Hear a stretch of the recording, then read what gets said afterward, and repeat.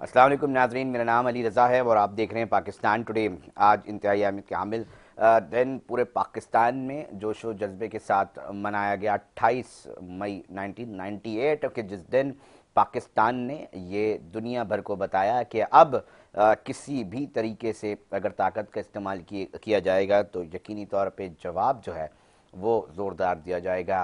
ये चागी के जो पहाड़ हैं वो गवाह हैं किस तरह चीज़ों को जो है वो पाकिस्तान ने पूरी दुनिया को एक वाज़ेह पैगाम दिया, जहाँ पर हम ये बात मानते हैं और अब तस्लीम करवाते हैं कि अब दिफा जो है वो एक बेहतरीन पोजीशन पे करने के उसमें हो चुके हैं। साथ साथ इस दिन को यौम तकबीर के नाम से जो है वो जोड़ा जाता है और ये जो नाम है ये पाकिस्तान के 7 लोगों ने तजवीज़ किया था, जिनमें से एक नाम जिन्होंने तजवीज़ किया था रिटायर्ड ब्रिगेडियर अज़हर मंजूर साहब। आज हमने उनको रिक्वेस्ट की है कि वो आज आएँ और पहले तो इस सिचुएशन से आगाह करें कि आज इस दिन के जो नाम मुनासबत से नाम रखा गया है वो आपने सजेस्ट किया था। बहुत शुक्रिया, अज़हर मंजूर साहब ने हमें ज्वाइन कर लिया टेलीफोन लाइन पे। सर, सबसे पहले बहुत शुक्रिया, आपने टाइम निकाला। थोड़ा सा इस हवाले से बताइएगा, ये नाम कितना जानदार है, कैसे जहन में आया कि यही नाम जो है वो रखना चाहिए और साथ साथ उसको फिर इंडोर्स किया गया और आज की तारीख में यौम तकबीर के नाम से पूरे पाकिस्तान में और दुनिया भर में जहाँ जहाँ पाकिस्तानी रहते हैं इस नाम से याद किया जाता है दिन। अली रजा, अस्सलाम वालेकुम। वालेकुम अस्सलाम। आपका बहुत बहुत शुक्रिया कि आपने आज मुझे याद रखा। बात बहुत पुरानी हो चुकी है जी। तो ऐसा है कि जब ये दावत दी गई उस वक्त की हुकूमत ने कि इमीडिएटली 98 के धमाकों के बाद जो पाकिस्तान ने किए थे चागई में कि इस दिन का नाम रखा जाए 28 मई का, तो लोगों ने तजवीज़ दी। मैं भी उन दिनों में सर्विस में था, कश्मीर में मेरी ड्यूटी थी, तो मेरे ज़हन में भी एक बात आई और अल्लाह ताला की तरफ से आई अल्हम्दुलिल्लाह कि देखें, हम मुसलमान हैं, हम जब भी कोई दाद व तहसीन बुलंद करते हैं तो हम अल्लाह अकबर कहते हैं। हम कोई बड़ा काम करते हैं, फतह पाते हैं तो अल्लाह अकबर कहते हैं। बेशक। हम किसी कामयाबी को हासिल करते हैं तो अल्लाह अकबर कहते हैं।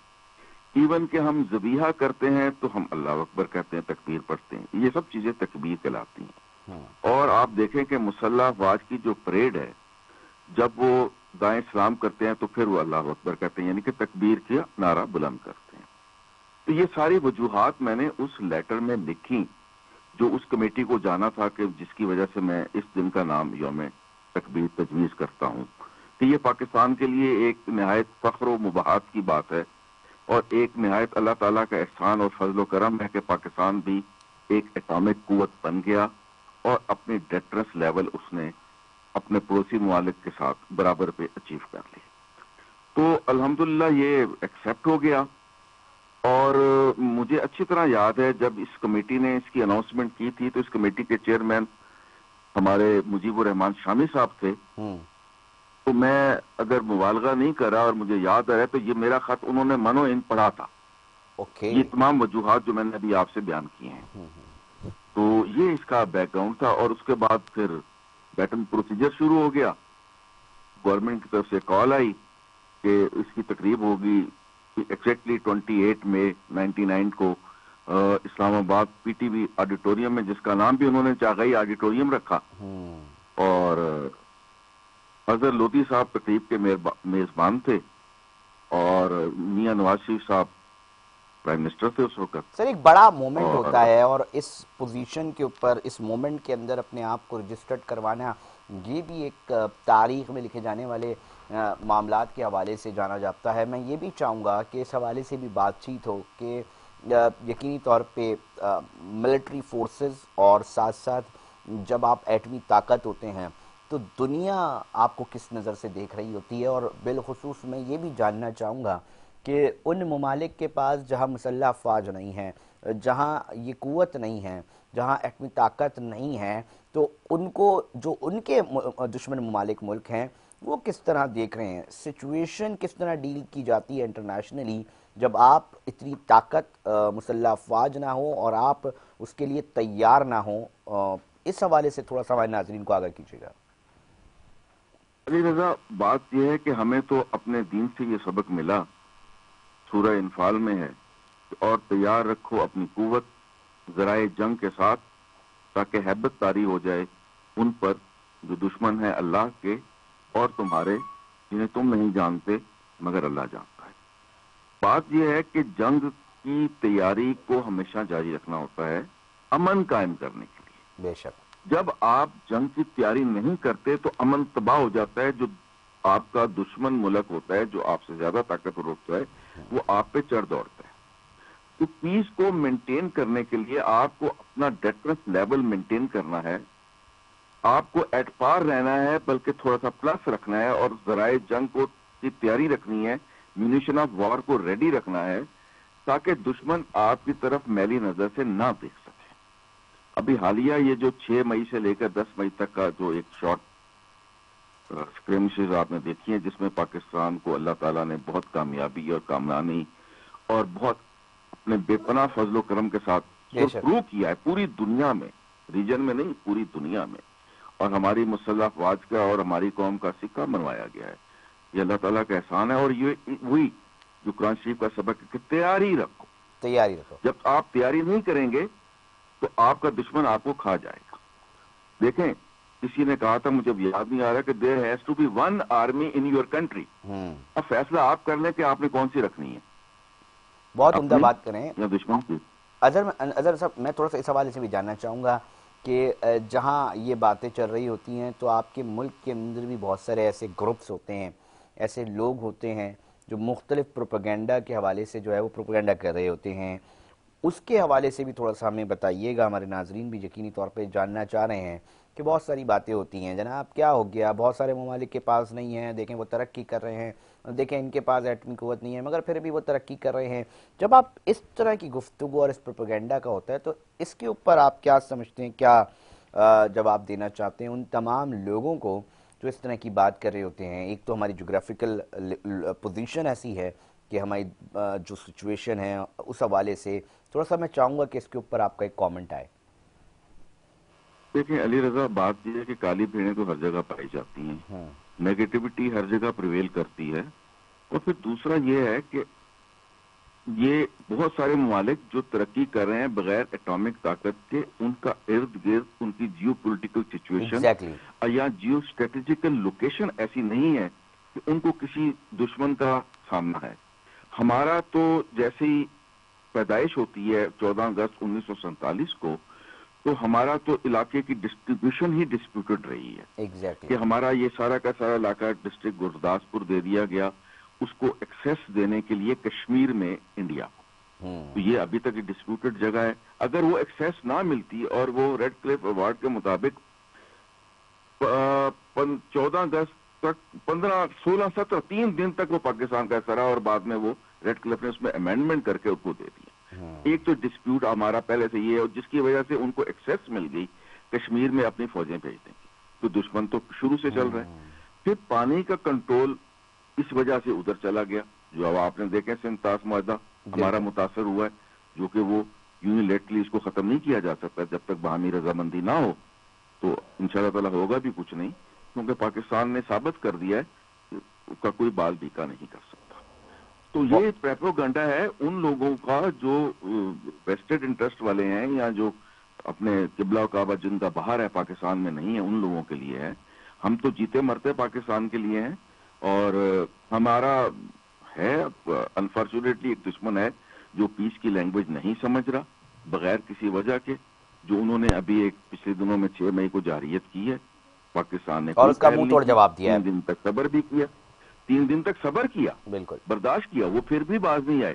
پھر ایسا سبق دیا گیا، تو میرا نہیں خیال کہ ان کو کوئی آئندہ کافی عرصے تک ان کو ہوش آئے گا کہ وہ دوبارہ اس طرح کا کوئی بات کر بہت سکتے۔ شکریہ، بہت شکریہ بریگیڈیئر اظہر منظور صاحب ہمیں بتا رہے تھے، اور میں بتا رہا ہوں جس طرح کہ آج کے اس اہم دن کے حوالے سے جہاں یوم تکبیر منایا جا رہا ہے ناظرین، تو یہ وہ ان 7 لوگوں میں سے ایک تھے جنہوں نے یہ سجیسٹ کیا تھا نام کہ یوم تکبیر رکھا جائے 28 میں۔ آج پورے پاکستان میں جہاں جہاں لوگ جس سیاسی سماجی اکائیوں کے حوالے سے نظر آتے ہیں، मुख्तलिफ में आज बड़े भरपूर अंदाज में मनाया जा रहा है।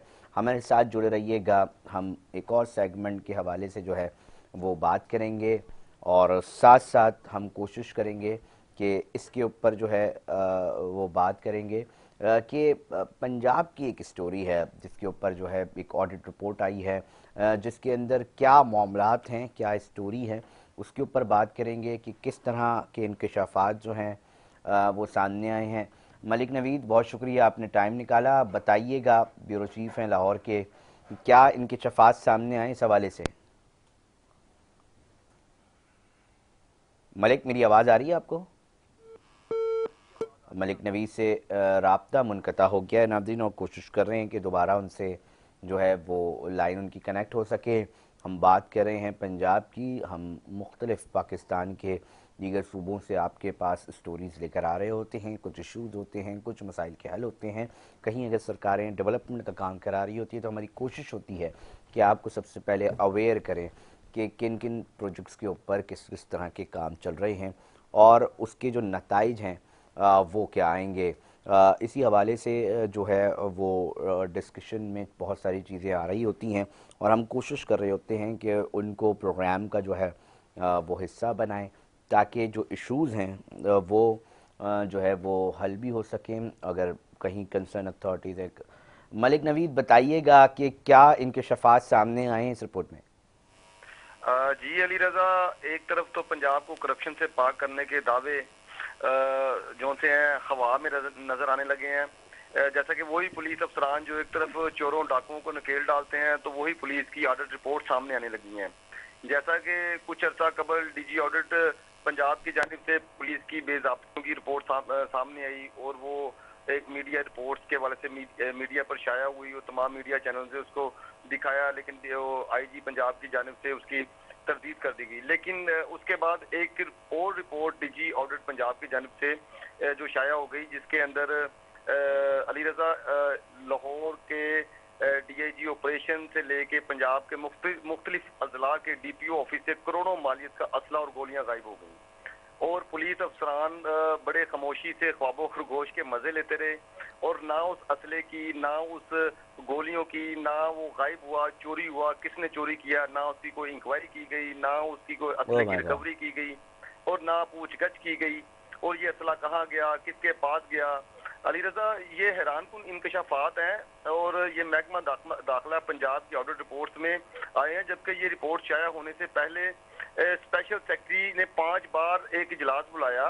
5 बार इजलास बुलाने के बावजूद भी ये मामला हल ना हो सका। लेकिन इस मीटिंग में जब कोई हल ना निकला तो इस ऑडिट रिपोर्ट को डीजी ऑडिट पंजाब की जानिब से शाया कर दिया गया। जबकि मैं आपको इसके हवाले से तफसीलात बताऊं कि 12 डिस्ट्रिक्ट से असला चोरी हुआ और इस ऑडिट रिपोर्ट के मुताबिक 24 करोड़ 55 लाख से जायद का असला और गोलियां जो सी गायब हुई। गायब का मतलब इट्स मीन के चोरी हुई। जबकि आपको बताऊं कि लाहौर डीआईजी ऑपरेशन के ऑफिस से 4 करोड़ 71 लाख से जायद मालियत का असला और गोलियां गायब हुई और उसके अलावा लाहौर जो पुलिस ऑफिस है उससे मलिक नवीद, क्या ये नहीं पता चल सका ये असला कहाँ गायब हुआ, गायब करने वाले कौन थे, क्या चोरी हुआ तो कहाँ बेचा गया, चोरी करके इन्वेस्टिगेशन पॉइंट ऑफ व्यू से अब तक क्या क्या चीज़ें सामने आ चुकी हैं? कोई तहकीकाती कमेटी बनाई गई है इस हवाले से? हैरानकुन इंकशाफात जो हैं वो सामने आए हैं। जी बिल्कुल, ये हैरान कुन इंकशाफात सामने है। इसकी कमेटी भी बनाई गई है और 10 योम में इसकी रिपोर्ट्स भी मांगी गई है महकमा दाखिला की जानिब से। लेकिन जो मैं आपको अभी मैं पॉइंट बता रहा था कि आप ये देखें कि Lahore office DIG operation office, उसके बाद सीपीओ मुल्तान से 74 लाख, डीपीओ सियालकोट 56 लाख, डीपीओ साहिवाल से 43 लाख, उकाड़ा जो डीपीओ ऑफिस उकाड़ा है वहां से 38 लाख, डीपीओ गुजरात, डीपीओ फैसलाबाद, उसके बाद ये असला और गोलियां गायब हुई। आप ये देखें कि 12 इजला हैं पंजाब के जिसमें लाहौर शामिल है और ये तमाम डीपीओ हजरात जो कमांडिंग ऑफिसर हैं उन जो ऑफिस के, तो ये 2023 से 2024 तक की रिपोर्ट्स है, ऑडिट रिपोर्ट्स है। लेकिन समझ से बाहर है कि अफसरान ने क्यों चुप साधी हुई थी, किस वजह से ये खामोशी थी, क्यों ये खामोशी इख्तियार की गई। इसको 2 साल 23-24 और अब 2025 है, लेकिन 2025 तक ये जो बात सामने ना आ सकी कि ये गोलियां कहाँ गई। आप समझते हैं ये एक हसास मामला है। मलिक नवीद, यकीनी तौर पे ये असला कहाँ गया, किनके खिलाफ इस्तेमाल होगा, एक सवाल ये। दूसरी तरफ اس دوران جو افسران اس اسلحہ کی چوکیداری کے لیے تعینات تھے ان کی کیا اس وقت سچویشن ہے؟ ریکارڈ کیا کہتا ہے؟ ان کو معطل کیا گیا؟ کوئی اور اہم بات چیز سامنے آئی؟ ایکشن حکومت کا کہیں دیکھا گیا؟ جی دیکھیں ابھی تک تو نہ تو وزیر اعلیٰ پنجاب کی جانب سے کوئی نوٹس لیا گیا، ایکشن کیا گیا، نہ آئی جی پنجاب کی جانب سے، اور صرف جو سیکٹری داخلہ کی جانب سے ایک کمیٹی تشکیل دے گی جو 10 یوم کے اندر وہ رپورٹس پیش کریں گے، اور اس میں کہا گیا کہ اس کے جو رپورٹس کے اندر سامنے آئیں گے ان کے خلاف کارروائی کی گی۔ لیکن افسوسناک بات یہ ہے، آپ یہ دیکھیں یہ کتنا حساس معاملہ ہے، جیسے بھی آپ نے بتایا کہ یہ کن کے خلاف اسلحہ استعمال ہوگا، یہ اسلحہ کہاں گیا، کس کے پاس گیا، کسی نے 2 سال میں پوچھا تک نہیں۔ اور حیران کن بات یہ ہے کہ وہی جو افسران جو کمانڈنگ آفیسر تھے اس ٹائم پہ ان آفیسز میں، وہ آج بھی آپریشنل سیٹوں پہ کام کر رہے ہیں، کسی کے خلاف کوئی کارروائی نہیں کی گئی۔ یہ میڈیا رپورٹس ہونے کے باوجود بھی یہ جب جو سا ہے اسلحے کا اتنا بڑا سامنے آیا، جو ایشو وہ غبن سامنے آیا، اس کو ہم غبن کہہ سکتے ہیں سیدھے الفاظوں میں، کہ ایک چوری ہے کہ آپ یہ سمجھتے ہیں کہ جو پولیس اس جو پنجاب کی کیا کہتے ہیں تعینات ہے لوگوں کے اوپر، جو چوروں ڈاکوؤں کو پکڑتی ہے، انہی کے آفس سے چیزیں چوری ہو رہی ہیں، اور لاکھوں نہیں کروڑوں کی مالیت کی چوری ہو رہی ہیں، اور مختلف اضلاع سے ایک جگہ ہو تو سمجھ آتی ہے۔ اب یہ دیکھیں ہر جگہ سے، اور اس کے اندر بڑے قیمتی اسلحہ جاتا ہے، کلاشن کوف سے ہیں، پھر اس کے بعد بریٹا جو پسٹلز ہیں جو افسران کو ملتے ہیں، جو جیسے ایس پیز کو ڈی پی اوز کو جو پسٹلز ملتے ہیں وہ پسٹلز شامل ہیں، جبکہ وہ پولیس افسران کو ایس پیز یا اے ایس پیز یا ان رینک کے آفیسرز کو وہ پسٹلز ملے، وہ پسٹلز کہاں گئے؟ بہت بڑے بڑے سوال اٹھ رہے ہیں۔ ہاں جی، بہت شکریہ ملک نوید، ہمیں تفصیلات سے آگاہ کر رہے تھے اور بتا رہے تھے، اور سوال اٹھ رہے ہیں اس رپورٹ کی انکشافات کے بعد کہ ایکشن کیوں نہیں لیا گیا؟ ایکشن رپورٹ کمیٹی کب تک اپنی پیش کرے گی؟ اور اس کے حوالے سے ایک سنگین نوعیت کا معاملہ ہے کہ اسلحہ ہے، کوئی اور چیز ہوتی ہے، چوری ہوتی ہے، چلے سمجھ میں آتا ہے یہ اسلحہ کس کے خلاف، کن کو دیا گیا، کہاں استعمال ہوگا، بہت ہاربل چیز ہے۔ ملک نوید ہمیں بتا رہے تھے۔ وقت ہوا ایک بریک کا، بریک پہ جا رہے ہیں، مگر معیشت کو لے کر، ریئل اسٹیٹ سیکٹر کو لے کر کچھ پریشانیاں ہیں، بجٹ کو لے کر، پالیسیز کو لے کر، وہ کیا ہیں اس پہ بات کریں گے۔